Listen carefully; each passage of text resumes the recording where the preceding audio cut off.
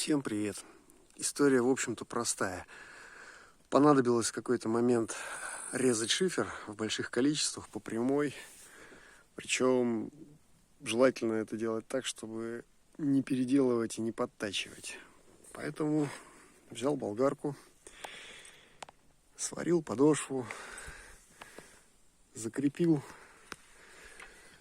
на подошве за те крепежные гнезда, где ручка ввинчивается. Она вот тут хоть с той, хоть с другой стороны могла быть. Для того, чтобы избежать болтанки, добавил дополнительную опору.